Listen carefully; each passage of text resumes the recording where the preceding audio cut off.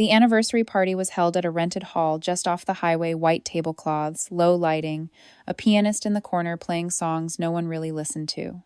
It was the kind of gathering that looked elegant in photos but felt cold in real life. I arrived late on purpose. Claire was already there, of course. She stood by the main table with a glass of champagne in one hand and her other hand resting lightly on Mom's shoulder, like a politician posing for a campaign photo. I barely had time to take off my coat before she caught my eye. "You'll never inherit," she said, loud enough for nearby guests to hear, but still wearing that social smile she always reserved for public scenes. People laughed. Someone clinked a glass. My mother looked away. My father adjusted his tie and cleared his throat. I didn't respond. I just raised my glass and sipped. It tasted like nothing. They moved on quickly. Claire had stories to tell about the new fellowship her name was attached to, about a donor gala in New York, about our family's work as if she had built it from scratch. No one asked me where I'd been. No one asked why I hadn't spoken at the last board meeting, or why the foundation newsletter no longer had my byline. Maybe they didn't notice. Maybe they were told not to. I found a quiet spot near the drinks table. From there, I could see the whole room. Dad laughing too loudly. Mom keeping her smile fixed. Claire gesturing like a TED speaker while distant cousins nodded along. It was a performance. It always had been, and I'd been part of it longer than I cared to admit. I remember the first version of this party, 10 years ago. Back then, Claire hadn't joined the foundation yet. She was still figuring things out while I was running operations, managing donations, building systems behind the scenes. When she finally came in, she did so with a website and a photographer. She said she wanted to elevate the brand. I thought she meant the foundation. I didn't realize she meant herself. That night, while people danced and posed and posted filtered pictures online, I wandered into the catering prep area just to breathe. I sat on an overturned crate and looked at my phone. One unread message from Dad: "Can you forward the grant breakdown before Monday?" "No, thank you." "No, hope you're enjoying the night. Just business, even here." Eventually I walked outside. It was cold, but I liked it. I stood in the dark, watching my breath form clouds. Someone inside started a toast. Applause followed. Claire's voice rose above the rest. I didn't catch the words, just the tone. Confident, polished, final. When I turned back, through the glass doors, I saw her standing beside the cake, hand on Mom's back, eyes shining. I wasn't in the photo they took. Later, as guests trickled out, someone handed me a gift bag with a printed card thanking me for attending. My name was misspelled. I drove home in silence. No music. Just the hum of the heater and the weight of something settling in my chest. Claire's words echoed not as a threat, but as confirmation. You'll never inherit. Not just money, not just property, the legacy, the story, the credit.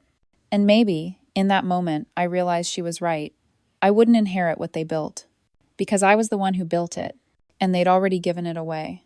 The next morning, I opened my laptop out of habit. The desktop was still cluttered with documents I hadn't touched in months. Foundation reports, draft proposals, budget templates with color-coded tabs. I clicked through them slowly, as if they belonged to someone else. They didn't. They belonged to me. My fingerprints were on every formula, every timeline, every strategy that had kept the foundation upright while Claire smiled into cameras and gave speeches she hadn't written. The files had my name buried in the metadata, if anyone cared to look. No one ever did. I pulled up a folder labeled Operations Eva. The one Claire once joked sounded too corporate. Inside were 5 years of back-end work. Payment schedules, disbursement logs, contracts I had reviewed and signed because our parents didn't understand half the legalese. I'd handled it all, not because anyone asked me to, but because when the deadlines loomed and the stakes rose, I was the one they turned to. Quietly, efficiently, invisibly. I remembered the first time Dad called me in a panic. A funder had pulled out last minute, threatening to derail a scholarship program that had already been publicized. Claire was in Bali. Mom was unreachable. "Can you figure it out?" he asked, voice tight. I did. I moved money across 2 accounts, restructured the reporting cycle, and emailed the funder a revised pitch within the hour. They stayed on. The program ran. At the gala, Claire got the credit. "Her vision is what saved us," Mom said on stage. I stood in the back, holding a clipboard. I told myself it didn't matter, that what mattered was the impact, not the attention, that being the backbone of something meant you weren't meant to be seen. But something shifted last night. hearing Claire say it out loud. So publicly, so easily. You'll never inherit. She wasn't just talking about money.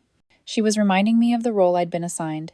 Useful but not essential. Trusted but not valued. Present but never part of the narrative. I scrolled through my inbox. Messages from vendors asking for updates. A request from a junior staffer needing login credentials. Claire had told everyone I was still on call, but I hadn't been paid in 3 months. My contract had quietly expired. No one mentioned it. I clicked into the foundation website. Claire's face was everywhere. Press clippings, quotes. A new video banner labeled, Her Legacy, Our Mission. There was a timeline of the foundation's growth, starting the year Claire joined. No mention of the years before, no mention of me.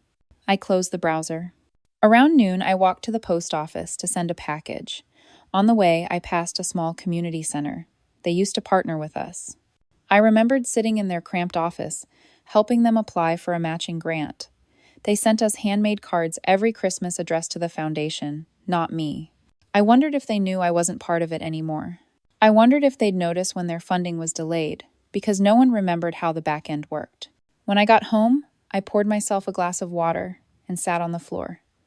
No music, no distractions. I looked at the walls of my apartment bare, undecorated, a space that never felt lived in.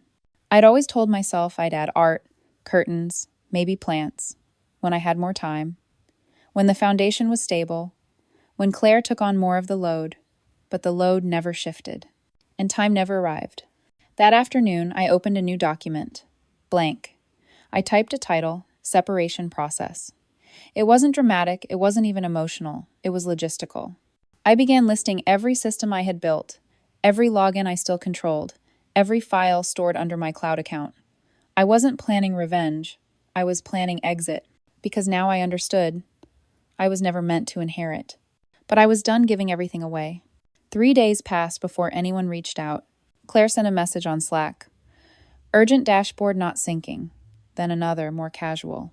Hey, have you seen the donor report? Numbers are stuck. I didn't reply. I wasn't being petty. I was being precise. My login was still the spine of every system, and my silence was starting to show. By the end of the week, I got a call from Dad. Twice. I watched the screen light up, then go dark. A voicemail followed. Eva, could you check in with Claire? She's trying her best. But the grant portal isn't updating and payroll's behind.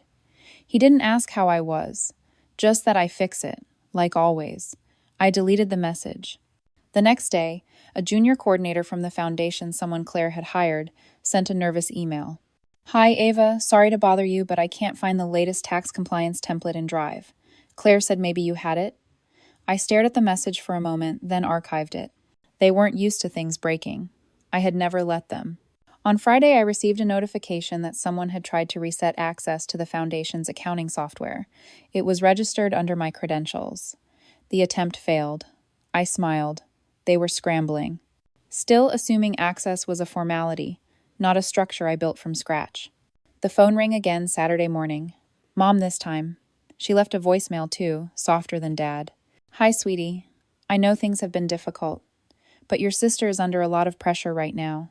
Could you just talk to her? She's asking for help. I didn't respond. There was a time when I would have called back, when their discomfort would have pulled me in. But now, I let the silence stretch. That night, I reopened a private archive I'd created years ago. A drive labeled Contingency. Inside were versions of every form, every grant cycle, schedule, email templates, compliance audits. Things Claire didn't know existed because I had kept them running without disruption. For her, they were part of the scenery. For me, they were labor, invisible, until removed. On Sunday, Claire finally sent a long email. No subject line. Just text. Can we please talk? I know things are messy. I didn't mean for any of this, but we need to figure it out. I read it twice. She still said we, as if we were still part of the same machine, as if I hadn't already stepped off the track. The following week, a compliance officer from a third-party audit firm reached out. They couldn't reconcile the foundation's quarterly filings. Some key documents seemed to be missing or mislabeled. We'd appreciate any clarification you can provide. I didn't reply. I forwarded it to the foundation's generic inbox. then closed the tab. I wasn't obligated to hold their structure together anymore. Midweek, one of our former partner organizations posted a subtle message on their website. Due to delays in funding from our sponsor, we are operating at reduced capacity. I knew what that meant. They were one of the programs Claire had insisted on showcasing in our annual gala, smiling for photos beside people whose names she never remembered. I'd written their original grant myself. I remembered every number. Claire called again, once, then texted, "Why are you doing this?" I almost laughed. I hadn't touched a single file. I hadn't sabotaged anything. I had simply walked away. What was unraveling wasn't my doing. It was the weight of systems she never learned to carry. That night, I sat on my balcony with a cup of tea and listened to the city move. Not in chaos, just in rhythm. Somewhere out there, Claire was rewriting spreadsheets, panicking over logins, calling consultants who didn't know where to start. And somewhere deeper, the foundation once a living thing was beginning to hollow. Not from attack, from neglect. I didn't feel cruel. I didn't feel triumphant. I just felt still. They were learning the lesson I had always known but never spoken. What you take for granted will eventually take its leave. And not everything that walks away slams the door. Some things just vanish quietly, completely, and for good. By the start of the next week, the gaps I had left behind were becoming visible even to those who had never looked closely before. I received an email from a senior grant manager we once collaborated with. The subject was brief. Need help. The body was shorter. Eva, I know you've stepped away, but nothing's sinking. Claire's overwhelmed. Can we talk? I didn't respond. I didn't forward it.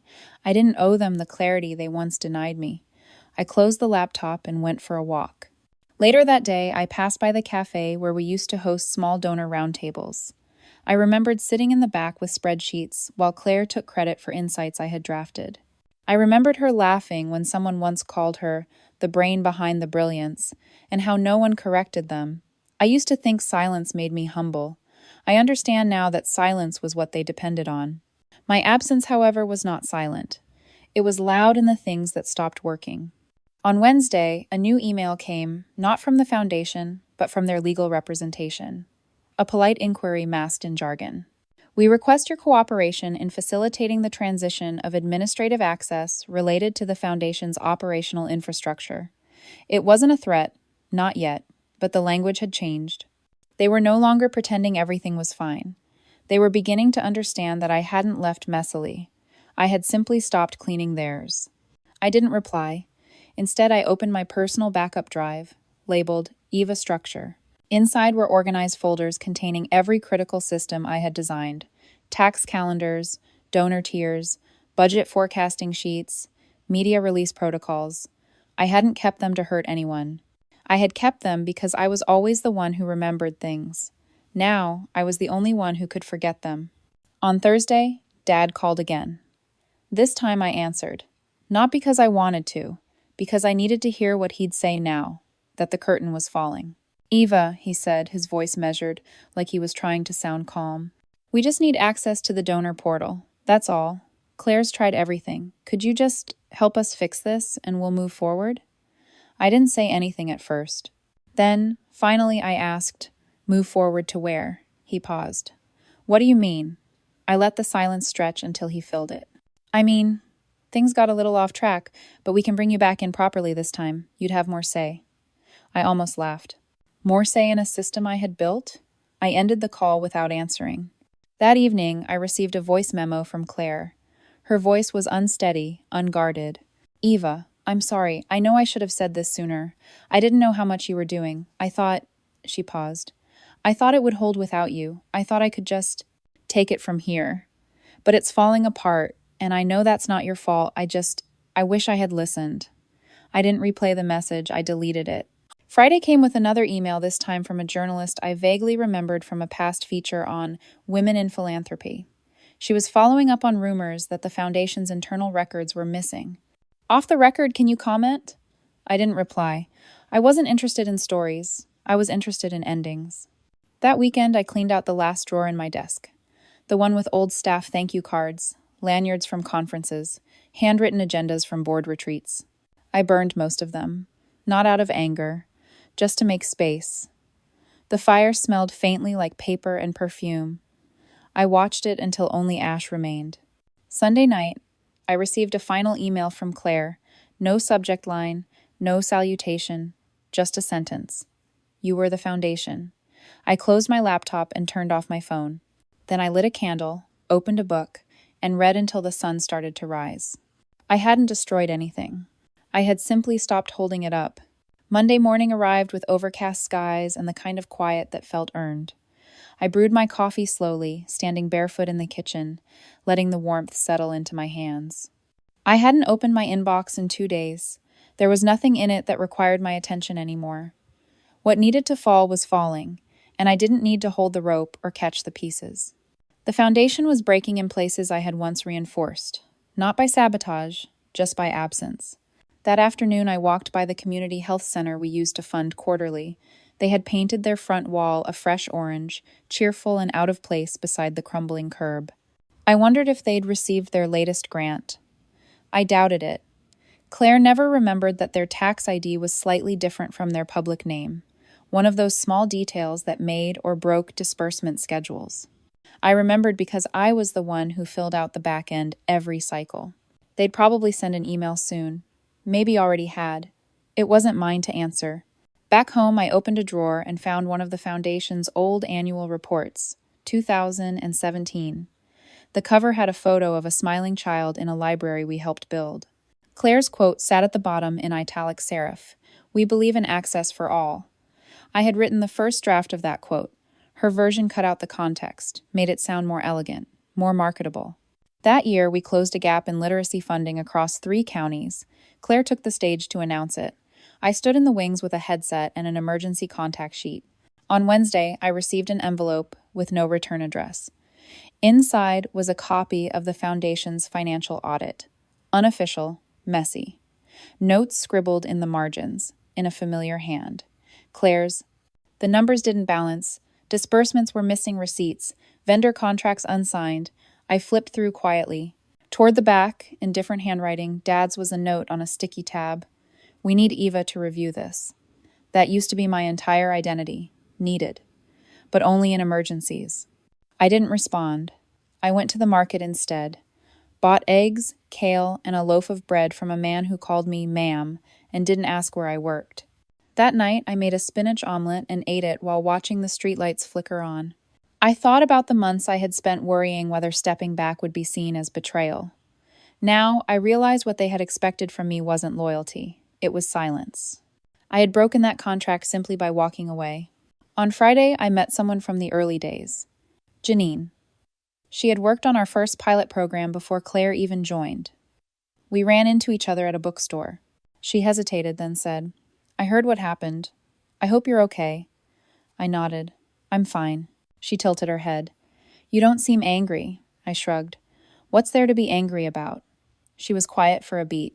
Then she said, They always talked about you like a resource, not a person. It took me too long to notice. I smiled politely. I wasn't here for apologies, but I accepted the clarity. The weekend came with rain. I spent most of it reading, the kind of reading that had nothing to do with research or policy. Fiction. Stories where the women left and didn't come back. Where leaving wasn't failure. It was freedom. On Sunday evening, I received a package. No note. Just a box filled with printed thank you letters. Dozens of them, handwritten by kids, teachers, small nonprofits. Some addressed to the Foundation, some addressed vaguely, to whom it may concern. One addressed to me directly. Eva, thank you for helping my school. My mom says you are like a secret superhero. I think you are real. I stared at it longer than I meant to, then placed it on my shelf. Not to display, just to remember. They thought I left because I was bitter. But bitterness is loud, sharp, quick. What I carried was quieter, older, like stone settling. They had assumed I would return eventually, that my need to be needed would outweigh my need to be free. But what they never understood is that I never needed the Foundation. I needed to be seen. And now that I finally saw myself clearly, I didn't need them to. By the time Monday arrived, I had stopped checking the news about the Foundation. It no longer felt relevant. The headlines were smaller now, buried under newer scandals and brighter distractions. Operational delays. Continue at Chambers Family Foundation. Donor transparency concerns arise. I didn't click the links. I didn't need to. I knew the rhythm of collapse. It was never immediate. It cracked slowly, in places people didn't look then all at once, when it was too late to patch. That morning I reorganized my closet, not because it needed it, but because I had space for silence, for rituals, for myself. I folded every item I used to wear to meetings and placed them in a bag marked Donate, blazers, button, downs, flats I wore because heels felt like performance. I kept one black dress, not for funerals, but as a reminder of the days I dressed like someone they could trust, if only I disappeared behind them. Around noon, I walked to the nearby park. A mother was helping her child learn to ride a bike. A man in a blue jacket read a paperback on a bench. The sky was clean, clear, uncaring. I sat under a tree and breathed through the silence. No one needed anything from me. I felt, for the first time in years, weightless. Midweek, I received another email from the Foundation's legal team. We are formally requesting access to archived operational files created during your tenure. Please note, this is part of our internal audit process. I recognized the tone. It wasn't quite a threat, but it wasn't a request either. I read it once, then drafted a short reply. All documentation created under my personal account remains my intellectual property, per the original employment agreement signed and filed in 2015. I do not consent to transfer. I didn't send it immediately. I let it sit for an hour. Then I hit send and closed the tab. Thursday afternoon brought a card in the mail, handwritten, from one of the first interns I had mentored. I don't know if you remember me, it began, but I remember you. You made the work matter. You made it human. I placed the card on the counter, beside the thank you note from the child. My name was written in pen, carefully. Not printed, not generic, just mine. That night, I opened my journal and wrote, "It didn't fall because I left. It fell because they thought I would never leave." Friday came with a familiar number calling Dad. I answered. He sighed into the line like someone who had rehearsed his part but forgot the first word. "Your mother's not doing well," he said finally. "She's upset. She thinks the Foundation was part of our identity." I waited. "Claire's taken a leave of absence. She's not speaking to anyone. It's a mess." I didn't say anything. He added, "We didn't mean to push you out." I almost laughed. "You didn't push me out," I said. "You just never thought I was in." Then I hung up. That weekend, I visited a small town 2 hours away, just for the day. No meetings, no agenda. I sat in a used bookstore and flipped through journals. One of them had a quote scribbled on the first page. "Sometimes the most generous thing you can do is remove yourself." I bought it not because I believed in fate, but because I liked the quiet defiance of it. That night, I went home, made a simple dinner, and wrote for myself. Not a report, not a strategy, not a pitch deck, just words. My words. Unfiltered. Unmeasured. The Foundation had become a shell. The donors had backed away. The partners had grown quiet. The website was down for maintenance. The legacy they tried to craft was unraveling not from scandal, but from absence. And I was still here. No longer theirs, but fully mine. The following week arrived without urgency. There was no fire to put out, no last-minute brief to fix, no late-night calls masked as just a quick favor. I woke up when the sun reached my window, not when a notification told me to. The first thing I saw was the journal I had left open on the nightstand. My own handwriting, my own words. I traced the lines without reading them. For years I had written for others. Now, the silence on the page was mine to shape. On Tuesday, I passed a bulletin board outside a nonprofit community center. A flyer read, "Seeking volunteers with grant writing experience." It was printed on standard paper, black ink, no logo, just need. I stood there for a moment reading every line. Then I took a photo of it not to act on right away, just to remember that help existed outside of performance. That service could be quiet, unbranded. Later that day, a message arrived from an old board member. Not Claire, not Dad. Someone who used to nod approvingly at everything Claire proposed, then turned to me for the logistics.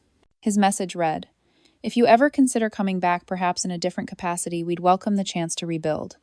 I didn't reply, not because I was angry, because I had no interest in rebuilding what had never been mine to begin with. They wanted my labor without my presence, my clarity without my voice. Now they had neither. That evening, I opened an old email thread from 2 years ago, a discussion about restructuring staff roles. I had suggested decentralizing operations to reduce burnout. Claire had replied, "Eva, don't overcomplicate it. We need a face, not a system." I closed the tab. I didn't need to prove a point. The proof was already unraveling in real time. Midweek, I received a donation receipt from the shelter. A simple email. "Thank you for your contribution. Your support means we can keep our doors open through winter." I hadn't attached my name, but I knew they remembered. Not the press photos. The presence. Not the strategy decks. The quiet consistency. On Thursday, I walked through a part of the city we used to host fundraisers in rooftop gardens, polished table settings, name cards arranged in calligraphy. I remembered standing behind the scenes, double-checking guest lists, correcting misprints on donor bios. Claire would arrive late, makeup perfect, voice rehearsed. "We couldn't have done this without our incredible team," she'd say, but I was never introduced. I was the team. Now, the rooftop was empty. A for lease sign hung at the entrance. The building had outlived its usefulness to them, just like I had. Friday brought a message from Claire, just one sentence. "I'm sorry it took losing everything to see you." I stared at it for a long time. Not because I didn't believe her, but because part of me, somewhere deep, had once waited years for those words, and now that they arrived, they meant nothing. I didn't need her to see me. I had already seen myself. That night I printed out the message, folded it, placed it in the back of the journal I had started, not as proof, as closure. On Saturday, I donated the last box of foundation materials, papers, folders, branded notebooks to a recycling center. The man at the counter asked, "All this from one place?" I nodded. "Used to be." He didn't ask more. He just took the box and handed me a receipt. I left without looking back. Sunday came with wind, the kind that made windows rattle and trees bend. I stood at the balcony, holding a mug of tea, watching the leaves scatter below. There was something cleansing in the way. The wind made no distinction. Old branches, new blossoms, it swept them all. And when it passed, what remained stood a little clearer, a little quieter. The foundation had been silent for days. The website still under maintenance. Social pages inactive. No statements, no rebrand, no revival. And for the first time, the silence wasn't mine to hold. It was theirs. Sunday night came quietly. I stood by the window, a familiar cup of tea in hand, watching the street below dissolve into quiet shapes under the amber streetlights. A breeze slipped through the crack in the frame. Somewhere, a siren in the distance. A dog barked once. Then stillness.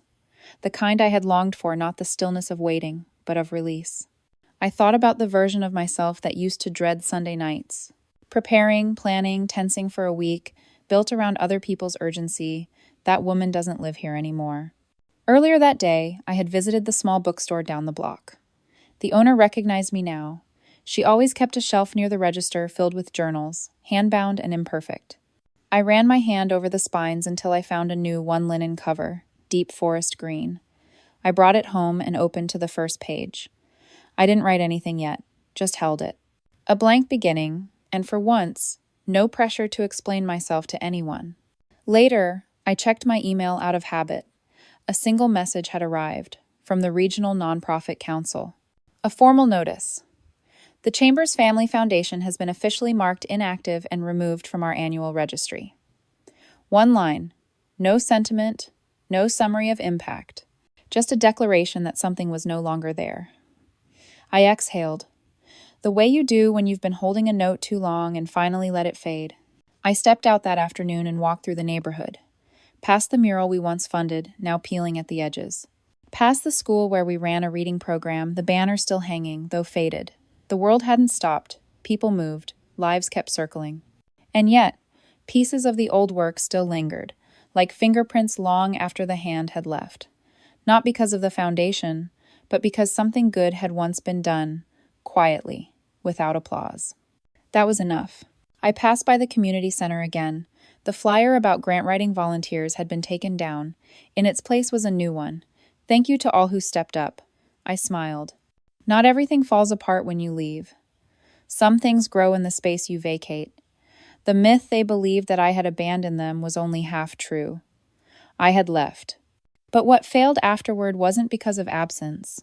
It was because they had never truly learned presence. At home, I played a voicemail I had saved for weeks.